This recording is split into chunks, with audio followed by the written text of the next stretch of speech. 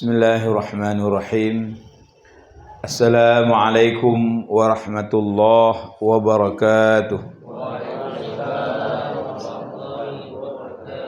Asbahna wa asbaha mulku lillah walhamdulillahi la syarika lah.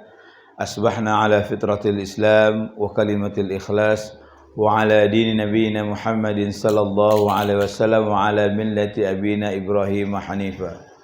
فقال الله تعالى في القرآن الكريم وهو أصدق القائلين أعوذ بالله من الشيطان الرجيم بسم الله الرحمن الرحيم وليخشى الذين لو تركوا من خلفهم ذرية ضعافا خافوا عليهم فليتقوا الله وليقولوا قولا سديدا صدق الله العظيم.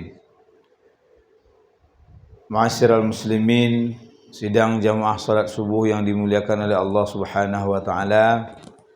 Pertama, puji dan syukur kita kepada Allah bahwa pada subuh yang berbahagia ini Allah hantarkan kita ke Musalla Al-Ansar, Kampung Ulele, yang mungkin sebahagian kita, sebahagian besar adalah baru hari ini hadir bersama-sama di sini, dan mungkin ada yang tidak tahu di mana Musalla Al-Ansar. Ternyata dekat dengan Masjid Baitur Rahim. Yang kita tahu hanya Masjid Baitur Rahim. Di samping Masjid Baitur Rahim ada Musalla Al-Ansar. Namanya saja Musalla Al-Ansar. Musalla yang perlu ditolong. Musalla untuk menolong sebagaimana kaum Muhajirin dan kaum Ansar. Kaum Muhajirin adalah kaum yang berhijrah. Al-Ansar adalah kaum yang memberikan pertolongan. Seperti itulah kira-kira filosofisnya ketika saya mendengarkan penjelasan bagaimana lamanya musalla ini yang tidak tergunakan dengan baik, padahal fasilitasnya sudah ada. Oleh karenanya sidang jamaah yang dimuliakan oleh Allah Subhanahu wa taala, kehadiran kita pada subuh yang berbahagia ini bahagian daripada amal soleh. Mungkin pahala kita atau asbab kita masuk surga bukan karena kunjungan kita ke masjid-masjid yang besar, masjid-masjid yang megah, tapi karena kita bersama-sama ingin berazam dan berkeinginan untuk hadir pada tempat-tempat yang seperti ini, dan disinilah Allah catat pahala kita. Walaupun di awalnya kita tidak tahu dan bagaimana keadaannya dan lain-lain sebagainya, tapi ini adalah bahagian amal soleh yang kita tidak tahu dari amal mana yang gara-gara amal itu kita akan menjadi penghuni syurga Allah insyaAllah. Amin ya rabbal alamin. Selawat dan salam ke pangkuan alam Nabi besar Muhammad sallallahu alaihi wasallam yang merupakan uswah dan qudwah bagi kita. Uswah qudwah baginda Rasulullah bukan hanya dilihat daripada kepentingan kehidupan kita di dunia, tapi uswah dan qudwah baginda Rasulullah juga dilihat daripada bagaimana kesuksesan dan keperluan kita ketika kita kembali kepada Allah Subhanahu wa taala. Sidang jamaah rahimakumullah, baginda Rasulullah sudah banyak sekali memberikan contoh kepada kita. Contoh bagaimana beliau menguatkan nilai-nilai syiar Islam, menguatkan para sahabat as-sabiqunal awwalun dari hal-hal yang pertama, dari orang yang terhitung jumlahnya kepada umat yang sekarang sudah tak terhitung jumlahnya. Daripada sebuah tempat yang kecil, daripada sebuah rumah, kemudian menuju sebuah tempat yang Madinah Al-Munawwarah, kota yang bercahaya, kemudian menjadi sebuah peradaban di dunia yang pada saat ini jumlah umat Islam itu hampir menyamai jumlah umat Kristen, karena di seluruh dunia masih banyak umat yang non-muslim daripada muslim. Tapi tingkat peningkatan umat muslim khususnya di benua-benua Eropah itu jauh lebih banyak meningkat pada dasawarsa saat sekarang ini. Kebetulan saya kemarin ada seorang sahabat yang beliau itu diaspora di Swiss, bekerja sebagai staf lokal di kedutaan besar Swiss. Sudah 35 atau 38 tahun kami tidak pernah berjumpa, karena dulu sama-sama di pondok pesantren. Beliau pulang dan singgah ke Aceh, dan beliau ceritakan bagaimana perkembangan Islam yang ada di negara-negara Eropah, dan mungkin juga kita pernah mendengar pada ceramah-ceramah subuh baik di BBC atau di Arafah terhadap beberapa perkembangan Islam yang insya-Allah sidang jamaah rahimakumullah bahwa kebangkitan Islam itu akan semakin nyata dan akan semakin kuat. Dan itu bukan dimulai dari hal-hal yang besar, tapi dimulai daripada hal-hal yang kecil. Sebagaimana pada hari ini kita dengan rekan-rekan dari S3, pengurus S3 yang sama-sama menguatkan azam pembinaan umat dan lain-lain sebagainya. Ini adalah bahagian bagaimana kita menguatkan kebangkitan Islam, menguatkan panji-panji nilai-nilai keislaman dalam semua bidang aspek kehidupan manusia.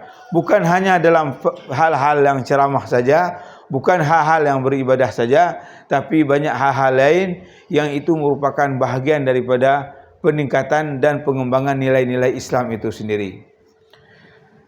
Bapak Kecil Kampung Ulele dan seluruh perangkat kampung yang saya hormati, pengurus Safari Subuh Sabtu S3, karena ini namanya luar biasa, S3. Sesudah S3 enggak ada lagi S, sebab kan langsung profesor. Jadi singkatannya mudah dan ringkas, Safari Subuh Sabtu S3. Mudah-mudahan kita yang berhadir pada hari yang berbahagia ini segera dapat memperoleh S3 juga, insya-Allah. Apalagi ini ada Pak Sugito. Pak Sugito persiapan seingat saya untuk memperoleh S3. Mudah-mudahan kita doakan sahabat-sahabat kita, rekan-rekan kita yang memang sedang berusaha untuk memperoleh pendidikan pada tingkat S3, Allah mudahkan, Allah capaikan hajatnya, dan Allah berikan keberkahan dalam ilmu-ilmunya. Penghormatan saya dan ta'zim saya kepada gure-gure, bapak-bapak, ibu-ibu, seluruh jamaah salat subuh yang hadir pada kesempatan yang berbahagia ini. Pada kesempatan ini saya sedikit ingin mengajak kita merefleksi sebuah program pemerintah.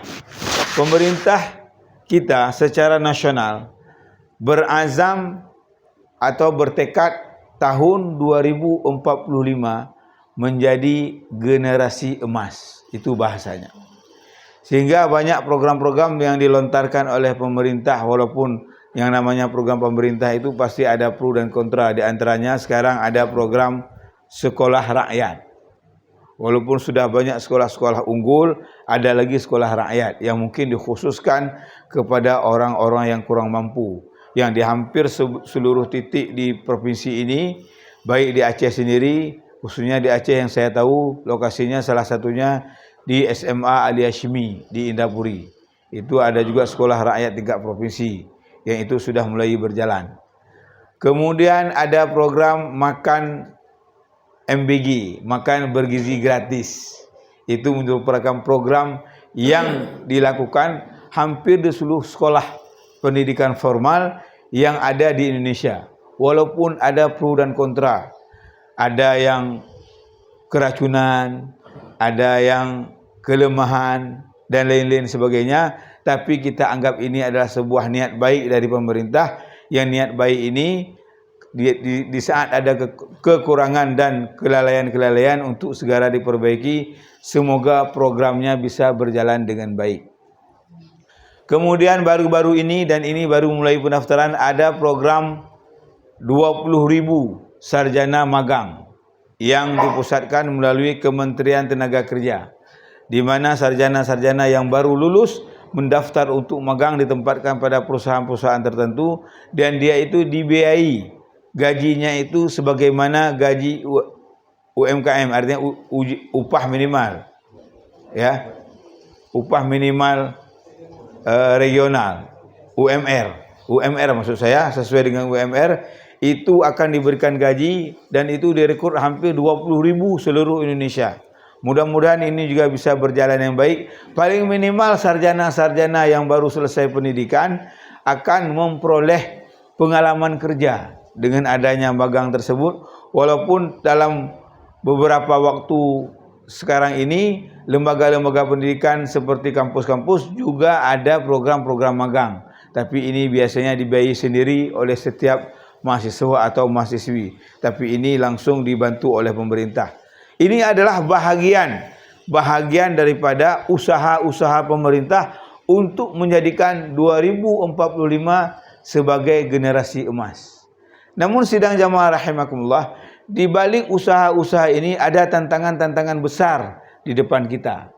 Yang tantangan-tantangan itu apabila kita tidak memperhatikan dengan baik, dia akan menjadi puncak gunung es yang suatu saat akan menjadi sebuah titik yang program yang diharapkan bisa berjalan, malah timbul perkara-perkara yang tidak kita inginkan. Saya mengangkat misalnya beberapa kasus yang sangat update yang kita baca dan kita pelajari dan dalami bersama-sama. Misalnya kasus bagaimana seorang kepala sekolah menampar siswa. Kemudian pasca daripada peristiwa itu, siswanya mogok sampai 630 lebih siswanya mogok karena gara-gara kepala sekolah menampar siswanya yang didapati merokok di sekolah. Itu terjadi di Lebak, Banten baru-baru ini, sehingga turun tangan gubernur untuk menyelesaikan dan alhamdulillah sudah selesai. Artinya di antara kedua belah pihak sudah saling memaafkan dan proses belajar mengajar sudah berjalan dengan baik. Tapi ada fenomena yang kita lihat bahawa bagaimana kondisi saat sekarang ini seolah-olah ketika kondisi-kondisi kejadian-kejadian seperti itu, mulailah orang membuat parodi-parodi ataupun semacam konten-konten bagaimana seorang guru cuma sebagai pengajar, bukan pendidik. Karena kalau guru sebagai seorang pengajar, dia hanya mentransfer knowledge, memberikan ilmunya saja tanpa lagi mendidik. Nampaklah parodi-parodi, ada anak-anak berkelahi, guru lewat saja, ada anak-anak merokok, dia biarkan saja. Karena ketika ditanya, Pak, ini ada yang berkelahi, Pak. Maaf, saya cuma pengajar, bukan pendidik. Sehingga inilah yang harus kita pahami dengan bijak, bagaimana sebenarnya pentingnya kita arif dalam proses pendidikan terhadap kondisi-kondisi yang terjadi. Yang kedua, sidang jamaah rahimakumullah, kita melihat bagaimana fenomena pinjaman online, judi online dan lain-lain sebagainya. Begitu marak. Bahkan di HP kita, ada kemarin seorang kawan saya bertanya, kenapa di HP saya banyak sekali masuk SMS, khususnya SMS. Dan sebahagian besar juga dengan WA. Mau pinjaman cepat, sudah ada namanya. Pinjam uangku, easy, cepat pinjaman dan lain-lain sebagainya. Ditanya, Bapak pernah pinjam online? Enggak pernah. Tapi begitulah nomor HP kita, nya bahasa Aceh, kata ade. Sudah begitu mudah diakses oleh berbagai pihak untuk dikirim informasi-informasi seperti itu. Bahkan juga tidak sedikit ada di antara rekan-rekan atau masyarakat kita yang terpengaruh kemudian memanfaatkan pinjaman-pinjaman online ini, judi-judi online ini, yang berakibatnya adalah ketika sampai waktunya dia tidak sanggup membayar, kemudian terus ditagih. Ketika dia tertekan dengan penagihan-penagihan dan lain-lain sebagainya, kemudian yang terjadi apa? Fenomena di Banda Aceh beberapa bulan yang lalu terjadi kasus-kasus bunuh diri. Ketika disiasati oleh pihak kepolisian, ternyata apa? Karena terlibat dalam judi online, pinjaman online. Dia tidak sanggup membayar, haik gepikili gepoh do. Ini adalah fenomena-fenomena yang terjadi dan lain-lain sebagainya. Kemudian yang ketiga, sidang jamaah rahimakumullah, di antara kasus yang marak dan mungkin sempat dibicarakan juga khususnya di Banda Aceh, bagaimana meningkatnya apa yang disebut dengan virus HIV/AIDS. Malah dalam data Dinas Kesihatan Aceh yang saya baca bahawa semalam juga di Kompas TV khusus berita Aceh, HIV/AIDS itu sudah mulai ada di Banda Aceh sejak tahun 2008. Kemudian ternyata terus meningkat. Bahkan data 2 tahun 2024 ini menurut yang saya dapat itu sampai dengan 149. Bahkan data daripada Dinas Kesihatan Aceh dari hasil penelitian mahasiswa menyebutkan sampai 233 yang diantaranya adalah 224 HIV, kemudian 9 adalah AIDS. Dan sidang jamaah rahimakumullah, yang sangat kita sayangkan, akumulasi daripada seluruh kasus HIV sampai tahun 2025 di Aceh khususnya sampai dengan 2105 kasus. Kita tidak nampak. Dan kasus HIV/AIDS ini bagaikan kasus narkoba. Dia kalau seandainya ditelusuri, diungkap, malu. Sehingga banyak orang-orang yang terlibat dalam kasus-kasus ini dan keluarga yang mengetahuinya menutup diri. Tidak mau menyampaikan. Karena apa? Karena memang aib. Aib bagi keluarganya, aib bagi orang yang menderita tersebut. Sehingga kadang-kadang orang-orang yang terkena ini, sebahagian besar dari masyarakat yang mengetahuinya mengkucilkannya. Mengkucilkannya tanpa mendidiknya. Sama seperti kasus narkoba. Ketika kami menghadiri beberapa pertemuan-pertemuan tentang kasus penanganan narkoba, banyak sekali orang tua yang mengetahui saudaranya, anaknya, bahkan keluarga dekatnya sidang jamaah rahimakumullah terlibat kasus narkoba, dia tidak berani bilang karena malu. Padahal perlu diketahui untuk bagaimana cara penanggulangan, rehab dan lain-lain sebagainya terhadap kasus-kasus seperti itu. Tapi inilah fenomena yang terjadi di sidang jamaah rahimakumullah, sehingga ini adalah menjadi tantangan bagi kita. Kemudian ada kasus yang saya catat beberapa hari dan waktu yang lalu, terjadi sebuah bullying di sekolah. Di sekolah itu penyakit yang paling berat adalah bullying. Bullying itu kalau bahasa kita ejek mengejek, caci mencaci antara satu siswa dengan siswa yang lain. Itu paling banyak. Sehingga banyak sekolah-sekolah sekarang dia dibuat seperti ini, no bullying. Tidak ada bullying di sekolah tersebut. Kenapa? Fenomena ini salah satu yang paling terjadi, kasus bullying itu terjadi di sebuah sekolah menengah agama SMA di Sabah, Malaysia. Sekolah asrama, anak putri, namanya Zairina. Ya, namanya Zairina. Dia itu sampai ada yang menceritakan dikasih masuk dalam mesin cuci oleh kawan-kawannya. Kemudian yang pasti yang terakhir dia dilempar dari tingkat 3 sampai ke tingkat bawah, meninggal. Kemudian ketiga disiasati oleh polisi, ternyata anak-anak yang melakukan itu adalah anak-anak para pejabat yang ada di daerah tersebut. Sehingga kasus ini ketika kemarin saya minggu yang lalu di Malaysia berjumpa dengan kawan-kawan di sana, saya tanya, bagaimana kasus Zairina ini? Masih dalam proses siasat. Karena susah, karena anak-anak yang terlibat termasuk anak-anak tokoh masyarakat. Sehingga kasus ini menjadi fenomenal di Malaysia karena ada tuntutan masyarakat sampai orang demo rame-rame, sehingga betul-betul disiasati, diselidiki dengan baik. Tapi ini adalah fenomena karena terjadi di sekolah asrama dan di sekolah agama. Sidang jamaah rahimakumullah. Inilah sehingga saya berfikir, kalau tadi pemerintah ingin menjadikan tahun 2045 sebagai generasi emas, maka generasi emas akan menghadapi generasi cemas. Bahkan bisa jadi generasi emas akan menghadapi generasi lemas. Inilah yang Allah ingatkan kita dalam surah An-Nisa ayat 9 yang saya bacakan tadi, wal yakhshal ladina law taraku min khalfihim zurriyatan dhi'afa khafu 'alaihim falyattaqullah wal yaqulu qawlan sadida.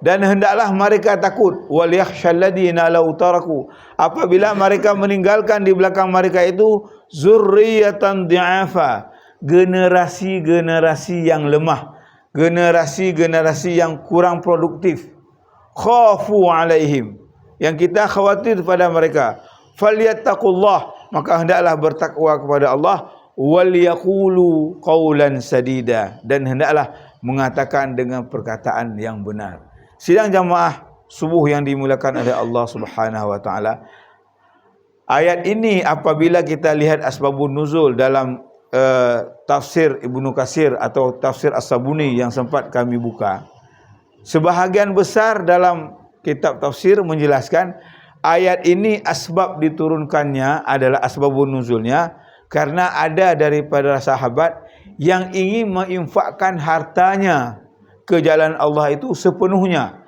Bamandung ge ajuk peng yang naharda lenjuk ke agama Allah, dilarang oleh Allah atas petunjuk, dilarang oleh Rasulullah atas petunjuk Allah, sehingga disepakati bahawa seseorang yang boleh menginfakkan hartanya yang dia miliki untuk agama Allah itu tidak boleh semuanya. Yang dibenarkan hanya sepertiganya. Supaya apa?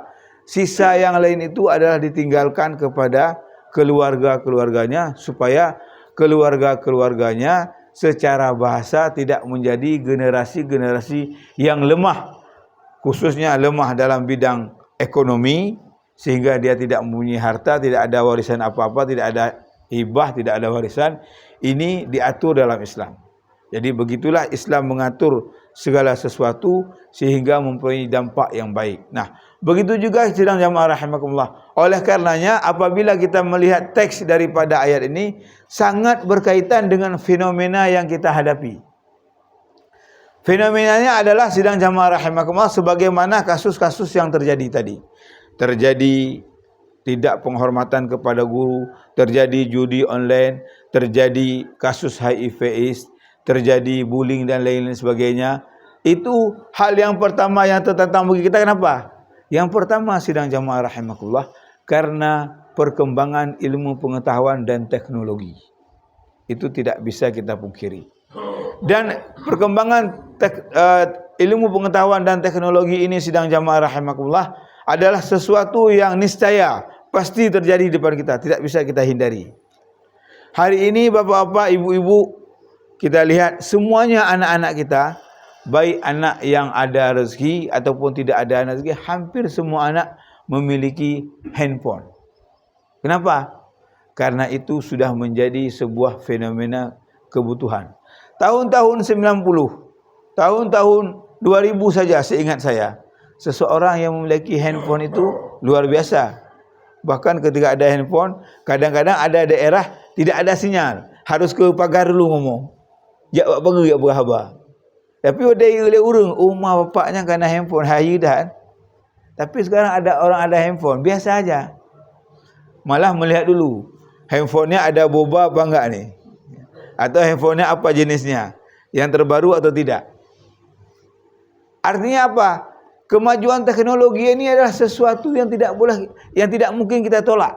Tapi bagaimana sidang jamaah rahimakumullah, kemajuan teknologi ini kita manfaatkan dengan sebaik-baiknya. Walaupun ada tantangan-tantangan yang lain. Tantangan-tantangan yang lain apa? Tantangan-tantangan seperti tadi. Bullying yang dilihat anak-anak kita di sekolah, bullying yang diperhatikan oleh anak-anak kita adalah dia ambil apa? Dari game-game yang dia main. Mohon maaf, saya beberapa kali khutbah selama ini di masjid karena memang sangat terbatas dengan waktu dan memperhatikan betul bahasa-bahasa yang kita sampaikan dalam sebuah khutbah sebagai adab dan lain-lain sebagainya. Anak-anak kita ketika main game, dia ada kata-kata anjir, kata-kata anjing, kata-kata babi. Kemudian bahasa itu menjadi bahasa keseharian dengan kawan-kawannya. Bagi kita kadang-kadang ada sebahagian kita ketika mendengar itu lewat saja, seolah-olah biasa. Apa kawan? Pak dia bak game. Karena begitu mudahnya dia mengakses game dan seringnya dia menggunakan game-game tersebut sehingga timbul kata-kata bullying-bullying seperti itu, termasuk cara-cara memukul orang, cara-cara mengejek orang dan lain-lain sebagainya, sehingga timbullah hal-hal yang tidak kita inginkan, terjadi pemukulan-pemukulan, perkelahian-perkelahian yang terjadi di tengah-tengah kehidupan lembaga pendidikan dan di tengah-tengah kehidupan masyarakat kita. Ini adalah fenomena-fenomena yang terjadi. Kasus-kasus HIV/AIDS, sidang jamaah rahimakumullah. Apabila kita mendengar penelitian yang dilakukan, ternyata, mohon maaf, dalam khutbah anda mengat apakah? Orang-orang yang terlibat kasus HIV/AIDS dikarenakan karena perilaku seksual yang menyimpang. 70% penderitanya menurut penelitian oleh mahasiswa yang ada di UIN Araniri mengambil S3 di USU Medan mengatakan 70% itu yang terjadi, apalagi fenomena yang terjadi di Banda Aceh selama ini dikarenakan hubungan seksual, kalau bahasa kita LGBT, sesama jenis, khususnya antara laki-laki dan laki-laki. 70% itu terjadi. Sehingga gara-gara demikian kita jadi takut. Ini anak kita kalau dulu kalau jalan dengan orang perempuan, kaya adanya. Jadi zina dan lain sebagainya. Ini jalan sama laki-laki pun kita jadi takut. Khawatir ada pergaulan-pergaulan yang menyimpang. Ini yang perlu kita perhatikan. Oleh karenanya sidang jamaah rahimakumullah, kalau dulu saya pernah di Malaysia tahun 98 sampai dengan 2001. Pernah singgah di salah satu kampus terkenal lah di sana. Ada kawan-kawan di sana, saya tidak kuliah di sana. Kebetulan mengajar di daerah lain. Tapi kalau ada libur saya ke sana dan singgah. Kemudian saya mendapatkan informasi kawan-kawan di kampus. Bahaya sekali sekarang. Anak-anak mahasiswa, mahasiswi, mohon maaf. Kalau bahasa joroknya harus saya sampaikan. Ketika dia habis di kampus, ketika masuk kampus, dia menemukan bekas-bekas air mani itu dalam tong-tong tempat-tempat belajar dan lain-lain sebagainya. Fenomena dulu bukan fenomena dari HP, tapi fenomena dulu bagaimana orang menonton hal-hal porno-porno yang ada dengan kaset CD-CD dan lain-lain sebagainya, itu begitu mudah. Sekarang ketika teknologi itu semakin berkembang, itu menjadi di depan mata kita, dalam genggaman tangan kita, dalam Android, dalam internet dan lain-lain sebagainya. Inilah yang saya maksudkan bahwa tantangan yang paling pertama itu adalah tantangan teknologi yang kita sebagai orang tua harus bersiap sedia. Jangan sampai kita tertinggal daripada kemampuan anak-anak kita, daripada diri kita sendiri. Mohon maaf, ada orang tua yang kadang-kadang balas WA pun tidak ngerti. Harus tanya sama anaknya. Apalagi dengan hal-hal yang lain, dengan aplikasi-aplikasi yang lain. Nah, sidang jamaah rahimakumullah, ketika kita melihat fenomena seperti ini, bagaimana harapan kita, anak-anak kita, tahun 2045 menjadi generasi emas, maka akan menjadi generasi lemas. Untuk itu, hal yang harus kita lakukan, dalam catatan saya, walaupun hal ini bisa kita diskusikan, yang pertama sidang jamaah rahimakumullah, sebagaimana arahan Allah Subhanahu wa taala bagi kita, yaitu Allah mengatakan qu anfusakum wa ahlikum nara. Jagalah diri kamu dan keluargamu dari api neraka. Artinya, sidang jamaah rahimakumullah, tugas yang paling utama yang harus dilakukan dalam proses mendidik anak-anak kita ini, sidang jamaah rahimakumullah, itu tugas yang pertama itu adalah kepada diri pribadi kita masing-masing, bukan kepada orang lain, bukan kepada negara, bukan kepada pejabat, bukan kepada pak kecil, bukan kepada tetangga kita, tapi mulainya adalah qu anfusakum, mulailah daripada diri kita sendiri, khususnya terhadap keluarga-keluarga kita. Dalam konteks bagaimana proses pendidikan kita terhadap diri kita dan keluarga-keluarga kita, sidang jamaah rahimakumullah, hal yang harus diperhatikan bahwa ada yang disebut dengan perlunya komunikasi. Makanya komunikasi ini dalam ilmu manajemen merupakan hal yang paling penting. Yang saya masukkan apa, sidang jamaah rahimakumullah? Sekarang ini mendidik anak itu mungkin tidak seperti dulu. Dulu kita ketika jumpa orang tua dari jauh kita sudah takut. Nyona ayah giu cokro tapi. Pada tahu rumah na ayah hana da cokro ya adanya. Langsung kita tidur. Sekarang sidang jamaah rahimakumullah, pendekatan-pendekatan itu saya tidak mengatakan itu tidak tepat. Kalau tidak tepat mungkin kita tidak menjadi orang seperti ini. Tapi pendekatan dulu itu perlu disesuaikan kembali anak-anak kita. Karena apa? Karena dia sudah banyak hal-hal yang dia dapat dari pengetahuan-pengetahuan, dari TikTok yang dia tonton, dari sosial media yang dia lihat, sehingga kadang-kadang proses pendekatan komunikasi yang ingin saya sampaikan tadi, perlu adanya dialog antara anak dengan ayah dan orang tuanya. Dan fenomenanya, bapak-bapak yang dimuliakan oleh Allah, kadang-kadang kita sering sekali urusan anak itu kita serahkan kepada isteri, diserahkan kepada ibunya, kepada maknya. Nyona anak masalah, cini berpat iran ke, len tugas minta peng. Seolah-olah ayah tugas minta peng, juk peng jajan. Anak gak hanagat bak mak, urusan mak. Kibar kelima. Ini adalah merupakan pendekatan yang tidak sesuai dengan tatanan kita dalam Islam.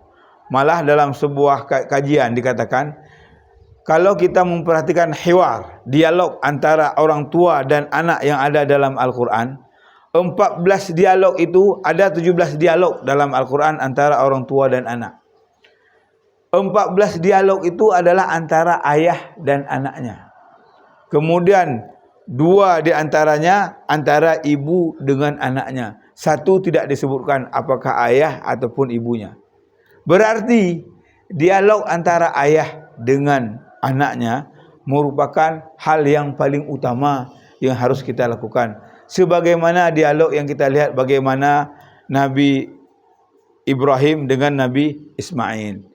Bagaimana dialog antara Luqmanul Hakim dengan anaknya yang ada dalam Al-Quran.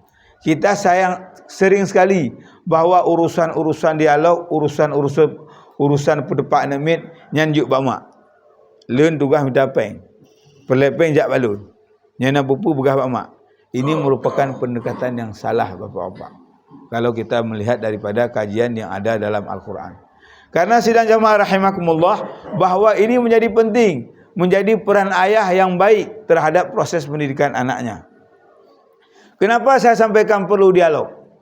Kalau dulu karena kurangnya informasi kepada anak-anak kita, orang tua dari jauh sudah cukup dengan isyarat mata, dengan telunjuk tangan, dengan kata-kata dari jauh, dengan isyarat-isyarat yang lainnya. Sekarang tidak lagi sidang jamaah rahimakumullah. Bahkan tidak sedikit anak-anak ketika berdialog dengan orang tuanya, ketika berbicara masalah agama, dia mengatakan, apakah itu ada dalam ajaran kita? Ketika dia melihat dalam ajaran kita, dia chat GPT. Oh, ini enggak ada. Ketika kita bilang ini enggak boleh, dikasih nampak ada ustaz misalnya ataupun tokoh agama, mungkin dia olahraganya pakai legging. Leggingnya ketat, kemudian pakai celana pendek. Celana pendeknya di luar. Ketika kita lihat memang menutup aurat, tapi tidak sesuai dengan kekhususan lokal kita, wisdom kita tidak sesuai dengan kearifan lokal yang ada di tempat kita. Begitulah anak-anak kita pada saat sekarang ini, sehingga dialog antara anak dan orang tua, wal khusus ayah, adalah menjadi hal yang penting. Kalau bapak-bapak menganggap kita perlu mempersiapkan anak-anak kita menjadi generasi emas. Kita harus tahu anak kita bergaul dengan siapa kawannya. Sekarang ada fenomena anak-anak kita begini.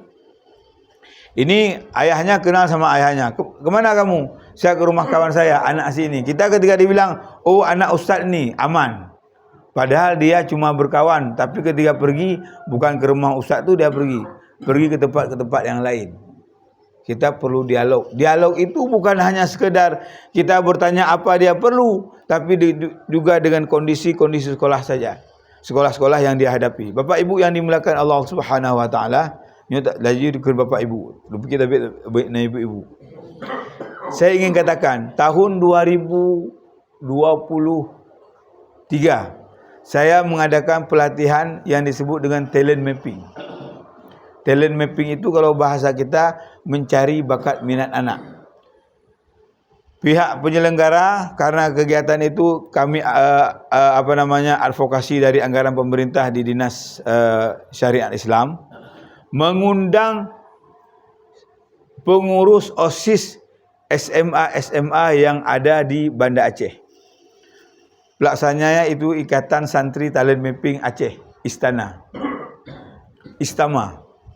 Mereka membuat pelatihan. Pelatihan itu anak-anak itu ditanya dulu kebutuhan-kebutuhan, kemampuan-kemampuan, hobi-hobi dan lain sebagainya. Kemudian baru diadakan pelatihan. Akhir dari pelatihan itu, ketika saya duduk dengan para pelaksana, saya tanya, bagaimana hasil pelatihan? Saya terkejut ketika para panitia ini, penyelenggara ini menyampaikan, ada fenomena anak-anak, dia juara di sekolah. Dia juara di sekolah. Tapi dia sampaikan kepada pelatihnya ketika dia mengikuti pelatihan telemapping tersebut. Ketika dia pulang ke rumah dia 2 tingkat. Saya sis ketika pulang ke rumah saya 2 tingkat. Asal naik di tingkat 2, saya selalu terfikir untuk bunuh diri. Tapi karena takut kepada Allah, takut kepada keluarga tidak jadi. Tapi itu terpikir tiap hari bagi dia. Ketika pelatihnya tersebut yang memberi materi talent mapping tadi mempelajari, sampai malam-malam nangis-nangis. Sama seperti orang ikut training PI, kalau malam terakhir tu banyak sampai nangis-nangis. Ya. Ketika ditanya, kenapa? Karena dia tidak pernah ada dialog antara orang tuanya. Orang tuanya asal sampai di rumah, makan, minum, selesai semua sudah ada. Tapi yang ditanya ketika jumpa, bagaimana di sekolah? Kalau akhir semester tanya, ada juara? Juara berapa kamu? Itu saja, tidak ada yang lain. Dia tidak pernah memperhatikan anaknya, menanyakan anaknya, dia keinginannya apa dan lain sebagainya, dan lain sebagainya. Makanya bapak-bapak yang dimuliakan oleh Allah Subhanahu wa taala, kita perlu dalam komunikasi itu, dalam ilmu manajemen disebut dengan quality time dengan keluarga. Quality time itu perlu. Quality time itu bukan hanya sekedar bawa anak-anak makan, ketika makan duduk di meja makan masing-masing main HP. Itu tidak. Tapi quality time itu termasuk bagaimana anak kita itu kita bawa bersama kita ketika kita beribadah, ketika kita bekerja, ketika kita ke tempat yang memungkinkan membawa anak kita, misalnya ke tempat takziah dan lain-lain sebagainya. Ini menjadi quality time bagi anak-anak kita. Dia tahu apa kerja daripada orang tuanya, apa yang dia usahakan, sehingga dia tahu. Ini quality time.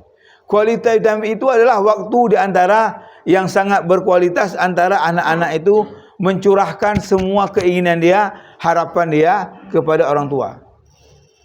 Mungkin di antara kita semuanya, kita sangat jarang panggil anak-anak kita secara khusus, tanya kamu nak bagaimana keinginannya, sekolahnya, cita-citanya, hobinya, kendalanya, jarang.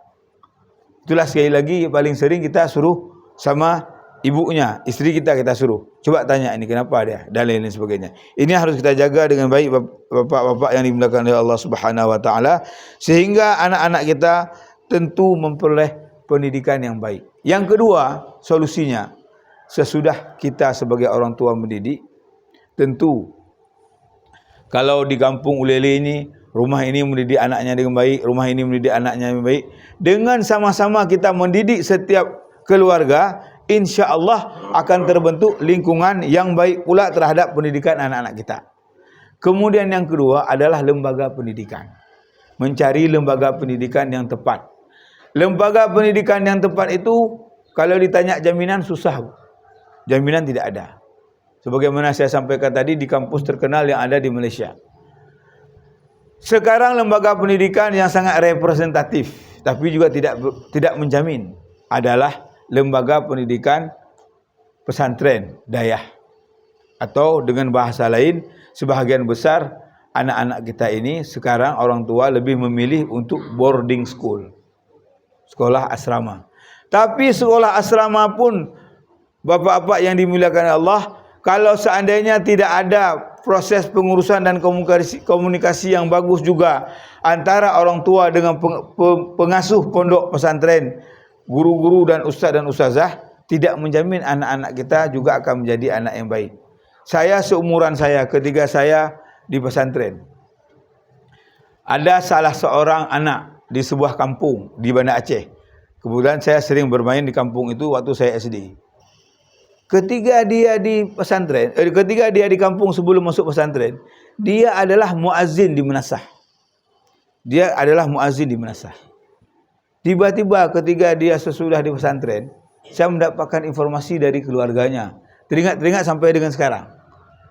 Ketika dia sudah 2-3 tahun, kemudian 3 tahun dia keluar dari pesantren tersebut, Bapak Ibu, dia bukan lagi menjadi muazzin di kampung. Ketika ditanya namanya, misalnya seseorang, ketika disebut namanya, yang terbayang adalah pencuri ayam di kampungnya. Fenomenanya seperti itu.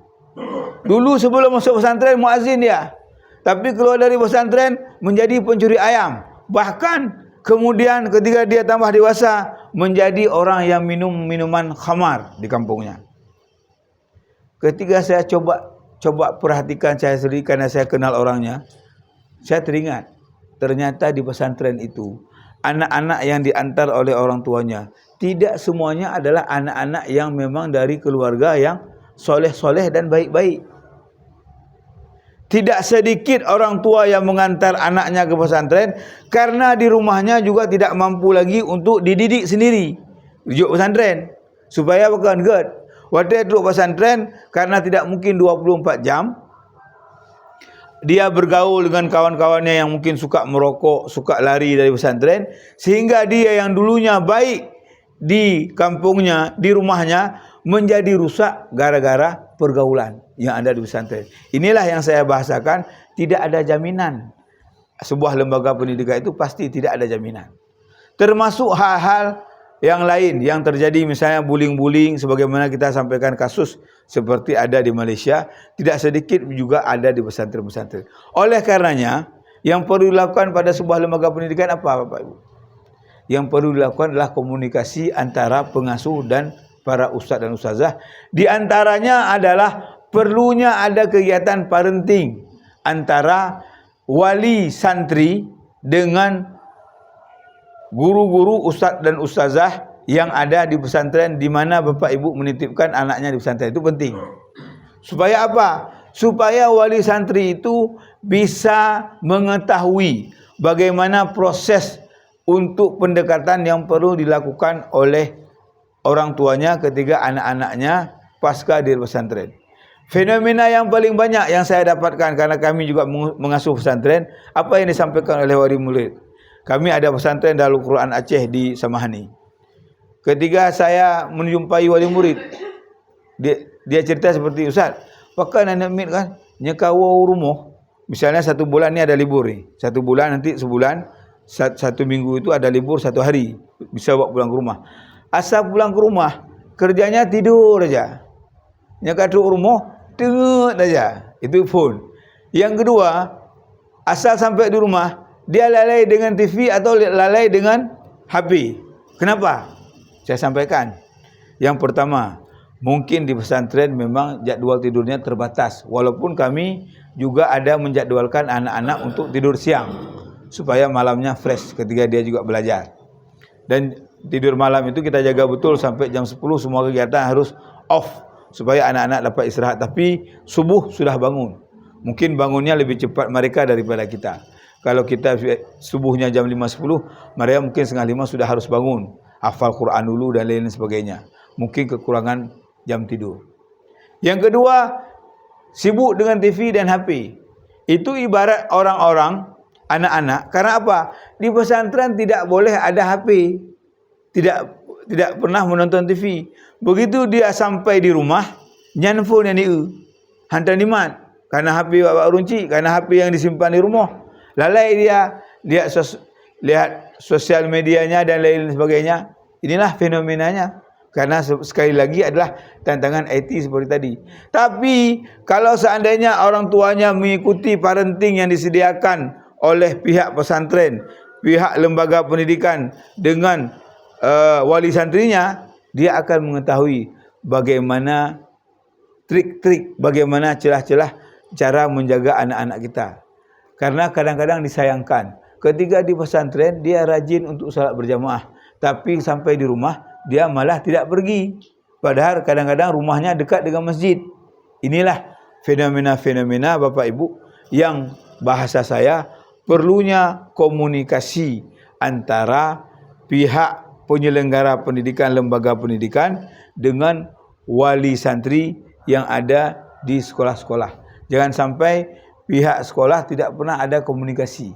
Makanya kami mengharapkan ada grup asrama, misalnya wali santri dengan ustazah pengasuh asramanya. Jadi kegiatan anak-anaknya itu tiap hari disampaikan. Oh, ini sedang berdoa ketika akan tidur, disampaikan kepada orang tuanya. Bila orang tuanya tengok di gambarnya, Pak nengelen. Nah, buhainan. Dia tahu anak-anaknya sebelum tidur baca Al-Quran bersama-sama. Walaupun ketika pulang ke rumah hanya baca Al-Quran ali menanlik nonton TV dengar aja. Itu fenomenanya.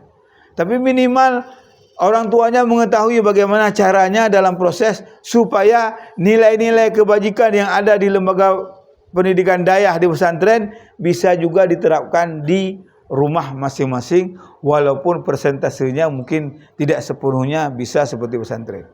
Yang terakhir, Bapak-bapak yang dimuliakan oleh Allah, dalam waktu yang singkat ini, kita sering-seringlah berdoa. Berdoa kepada Allah supaya anak-anak kita ketika kita menginginkan anak yang soleh menjadi anak-anak yang memang betul-betul soleh. Jangan sampai punya bahasa Arabah yang cara mana mendoakan anda pernah.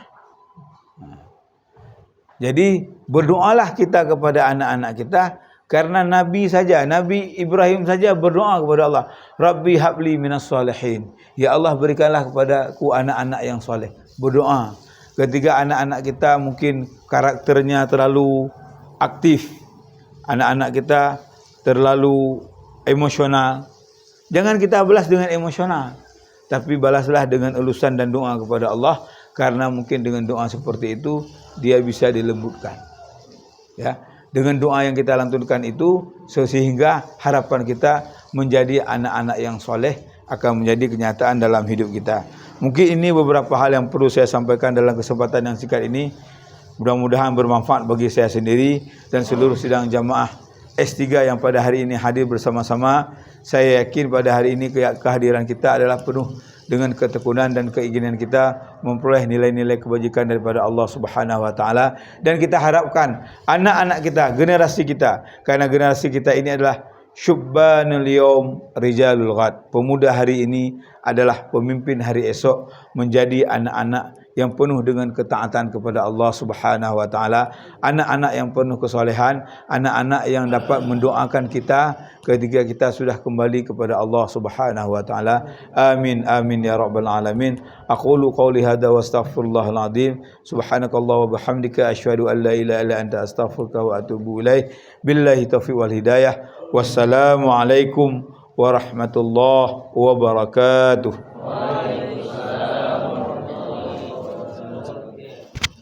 Terima kasih banyak kepada Ustaz Irwan Abdullah yang telah memberikan kajian kepada kita, dan inilah salah satu